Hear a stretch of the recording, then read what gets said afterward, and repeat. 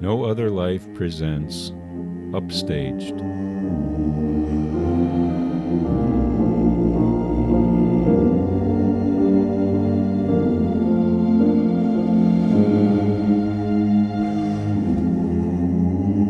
The Lock Screen.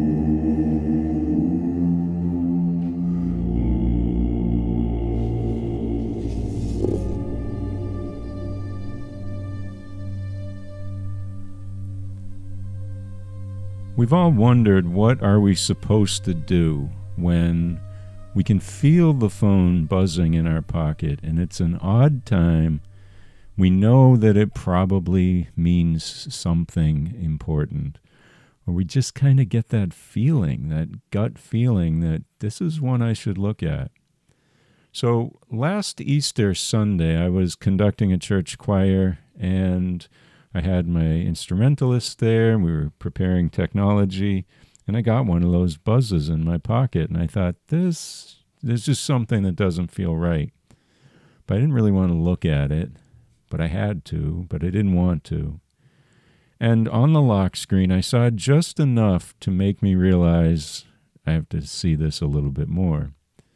And it was my dad saying that the previous overnight, so just in the last few hours, what some folks call Easter Vigil, his best friend's house had burned to the ground. And at that point, they believed the possible worst, which was there was a good chance that his best friend and his wife and their dog probably had passed away in the fire. And my dad was asking for me to extend prayers during the service, but when you receive a message like that, there's very little that you can do. But I was at Easter Sunday. I had to do the work that I had to do. And I don't recall whether I contacted him immediately, but I had to just stop the rehearsal, tell the people what I had just seen, and we just immediately had a prayer right there, and it really helped me in that moment. Now, as the days would continue, of course, the bad news came to pass. It was a total loss of a house, and his friend was gone. Now, my dad was always a lone wolf. I kind of got that from him, and never really had friends. He had connections and associates at his job and in the church, but there weren't a lot of people that he was not related to. And I'm talking about him in the past tense for some reason, but it's because he changed. So there was decades where he really operated on his own. And I think he liked it that way. But at the time that he came into his retirement, he threw himself into his yard work. In an earlier episode, you can see that I also got that from my dad. But there he was out there chopping wood, getting like tree trunks from people down the street who were doing tree surgery, and just chopping and splitting and getting years worth of wood set up for his house. And he loved it that way. Now, at one point, this gentleman was walking down the street. They got to talking after a few instances of this where they would wave at each other, and then gradually they would approach each other, and then eventually full-fledged conversation. Now, this came to all of us in the family as a bit of a shock, that all of a sudden our dear old dad had a friend. And it was just unusual. I won't say it was weird, because a lot of people have friends. But we in the Seaholm family tend not to have friends. We probably should work on that, but that's what comes natural to us. So he was suddenly a person with a lot of time on his hands, and he's been a lifelong learner. If you listen to the season 1 of No Other Life, he absolutely is the credential type of person who's constantly trying to learn more about his fireplace, and he hired someone to put a new roof on, but he learned the entire process so that he could go up in the attic and say, hey, wait a minute, fellas, You didn't do this up to code and stuff like that. And he's just great at that. And this friend who he met had all the skills.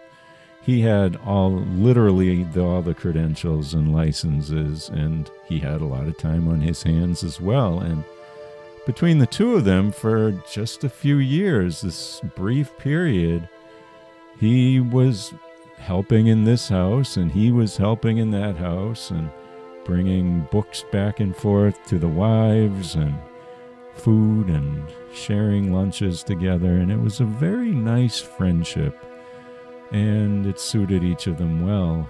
And then, just like that, he's gone.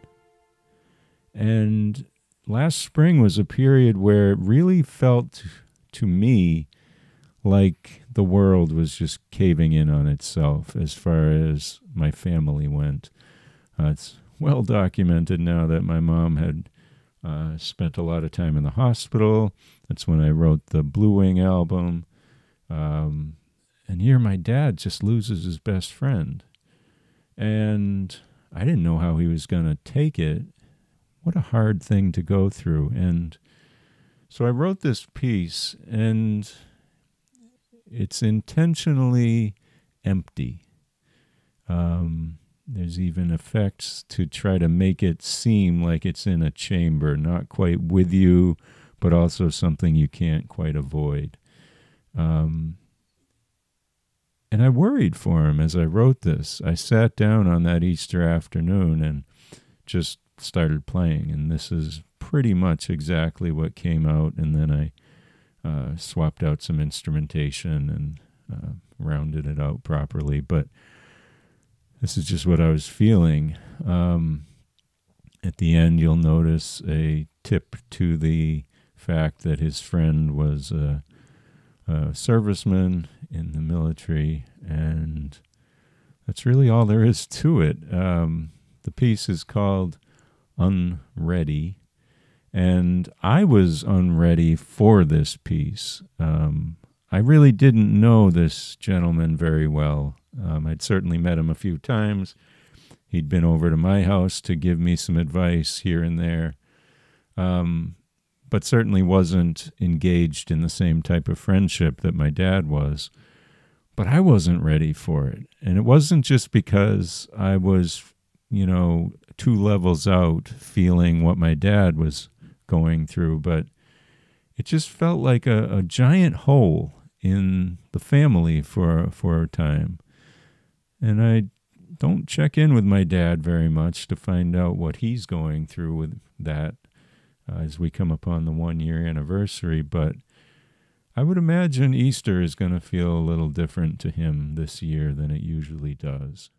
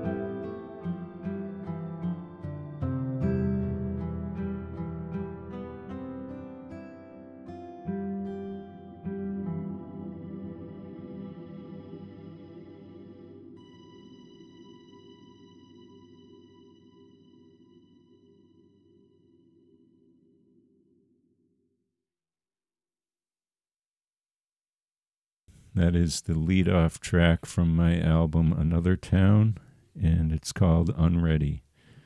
I wish you would head over to rickseaholm.com if you wish to hear more of that track.